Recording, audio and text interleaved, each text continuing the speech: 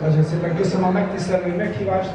Meg kell mondanom, amikor idejöttem, az úgy járt a fejemben, hogy vajon melyik nagyobb esemény ma, az a 3 per, ahol az állam és a bankik balhéznak egymással, vagy ami itt történik. És meggyőződésem, hogy ez 100-szor fontosabb. 100-szor fontosabb, mert tulajdonképpen ezek az ilyen apró kis események formálják a jövőt.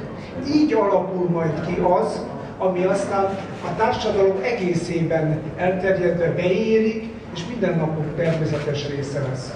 És már régen elfelejtettük, hogy mit csinált az állam és a bank együtt, vagy éppen egymással szemben, amikor a bitcoin pedig majd betölti az életünknek a mindennapi a gazdasági fejezetét.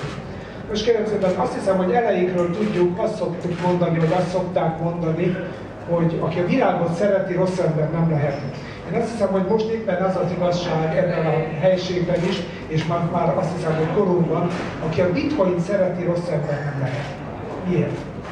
Azért, mert a bitcoin szinte a gazdaságban a szabadság szimbóluma. Szimbólum és egyúttal eszköze annak, hogy hogyan lehet a matematika és az informatika technikai és tudományos eszközeivel olyan helyzetet teremteni, amit képtelen megoldani a társadalom tudományok tömege, a szabályok irdatlan mennyiségével is. Tessenek meggondolni, hogy a 2013-as évet Magyarország úgy élte meg, hogy kaptunk 90 000 oldalnyi szabályt a magyar közlönyben. Nyilvánvaló követhetetlen állapot. Ez szinte befon bennünket, egy folytásban élünk, azoknak a szabályoknak a folytásában, amelynek egy igen jelentős része pénzügyi természetű. És miért kell ez a rengeteg szabályok? Mert kezelhetetlen az az állapot, amiben a mai pénzrendszer van, és új szabállyal próbálja valahogy ideig óráig ezt az állapotot fenntartani. Nos, a bitcoin, a gazdasági szabadság szimbólumaként azt kell mondjam, hogy a mindenki természetes eszköze. Tehát egy olyan eszköz, amit, hogyha végül megértünk és használunk, akkor ismerjük föl igazán, hogy milyen elfojtott és, ha úgy tetszik, bezárt életi formánk volt a pénzügyeinket illetően. Ugye itt arról van szó, hogy a matematika, az informatika és a mindennapi élet ilyen értelmű elszámolás technikája találkozott ebben a hallatlan nagy intellektuális alkotásban. De hát ez a találkozás már korábban megtörtént, hiszen a bankrendszer igen hatásosan használja az informatikát, de mire? Gondolják meg, hány úgynevezett derivatíva van forgalomban, meg sem tudjuk számolni, de azt tudjuk, hogy mennyi van a statisztikák szerint.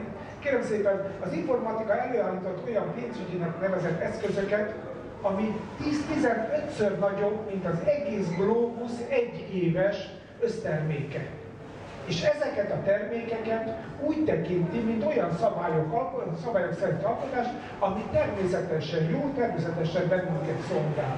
Csak a CDS felára, még az országok államkötvények hozzamának kockázatát fedi le, az önmagában több, mint a glóbusz egyéves összterméke.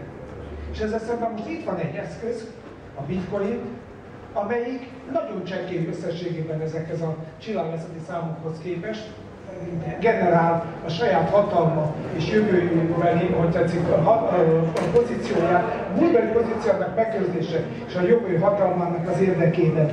Ma ott tartunk, hogy a bankrendszer még azokat az utóvéd harcokat folytatja, amivel megpróbálja a tarthatatlan ideig óráig fenntartani. Például az elmúlt években azok a bizonyos hitelből generált követelések, amelyeket egymás között nem számoltak el, hanem azt mondták, jaj, ez rossz követelés, gyere állam, mentsék meg.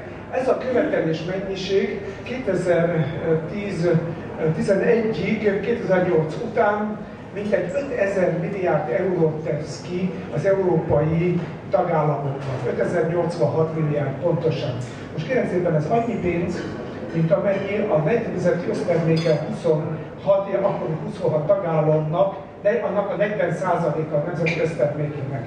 Tehát van egyszer egy eladósított Európa, ami 80%-ot tart nyilván az államadósságoknál átlagos szinten a GDP-hez viszonyítva, most kapott még hozzá 40%-ot a bankoktól. 120%-osan eladósított állapotban vagyunk. És ezt tekintjük jó állapotnak. És ez az a rendszer, amely folyamatosan megkérdőjelezi a bitcoinnak, mint olyannak a természetes létét. Miről van szó? Egy mesterségesen előállított állapot kritikusan néz a bitcoinra. Miért? Mondván, hogy az túlságosan szabad, azt nem lehet ellenőrizni. Nincs, aki ellenőrizze. Mire használhatják? Hát természetesen terrorizmusra, természetesen kábítószerre. Hát mire nem, ugye? Ezek az urak, hölgyek, akik ezzel foglalkoznak, és ilyeneket a sajtóban megeresztenek, azok elfelejtenek azokról a tanulmányokról közleményt közé tenni, miszerint ma minden dollár bankjegyen kimutatható a kokain.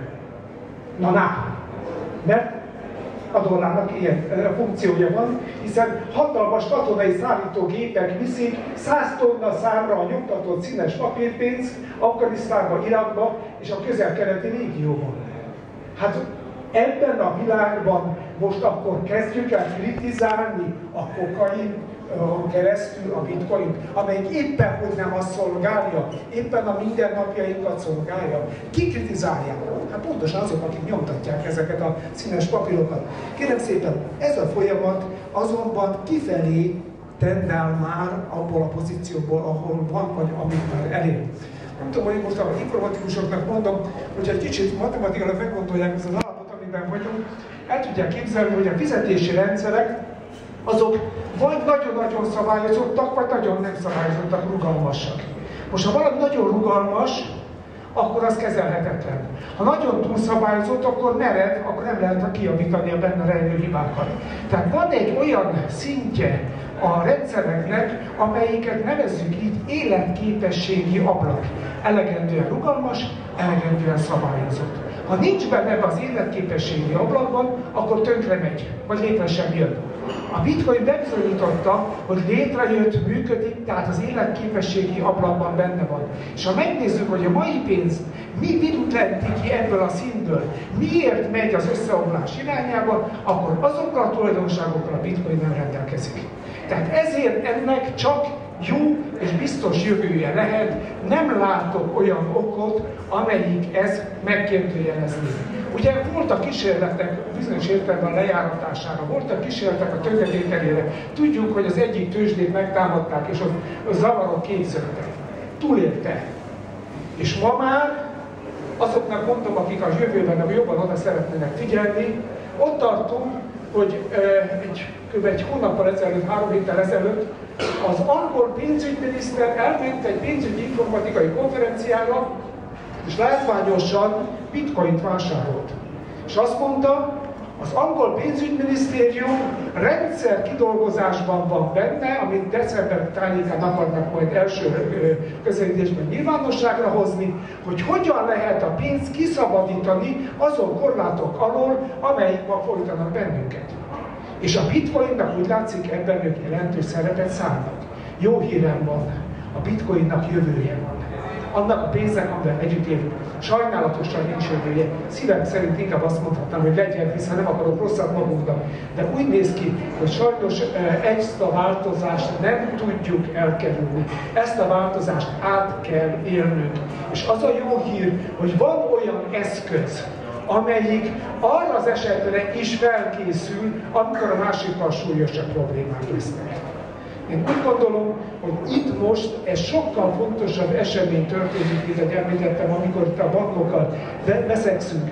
És amikor ezt a fontos eseményt, mondjuk így, hogy pártozó szavakkal nem akarom és nem tudom alátámasztani, mert majd az a lényeg, hogy átérezzük és átérjük ennek a fontosságát, nem a szavak a fontosak, akkor azért arra szeretném felhívni a figyelmet, hogy Magyarország hajlamos a távolról és sugallatokat szabályokba átalakítani. Vannak jó sugallatok, meg rossz sugallatok.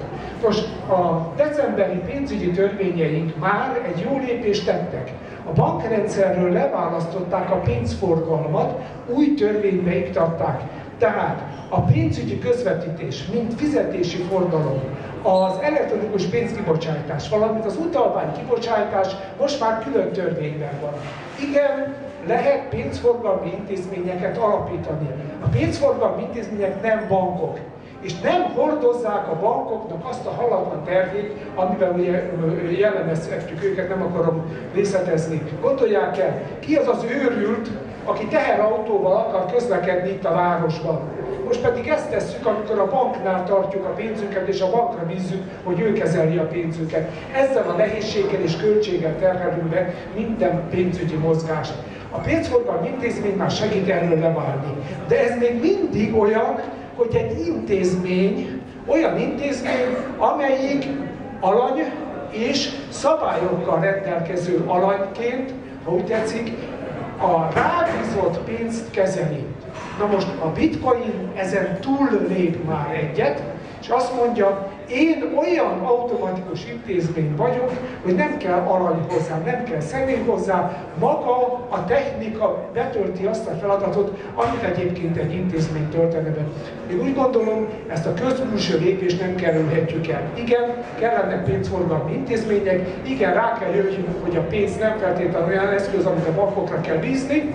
Bár Kossuth megmondta, hogy ő nem akarja a bankokra bízni a pénzt, azóta sajnos még mindig ezt tesszük, most már elindulunk attól kifelé, és az igazi meglépést majd a bitcoin teszi meg, de én úgy gondolom, hogy ehhez sok ilyen rendezvényre van szükség. Én gratulálok a szervezőknek, gratulálok a bátorságukért, gratulálok azért, hogy egyáltalán mindennapjainkat, ha úgy tetszik, ők saját pénzükön, hiszen emögött ugye üzlet nincsen, katalizálják, ha úgy tetszik, a szemléletünket formálják. Én azt kívánom önöknek, járjanak nyitott szemmel és füllel és ésszel, és fedezzék föl, hogy mindaz a békjú, amit az a rengeteg szabály minden nap a nyakunkra húz, az nem feltétlenül fontos, hanem az ilyen szabadságintézménye az, ami fontos. A gazdasági szabadság szimbólumát tetszenek most látni. Köszönöm figyelmüket!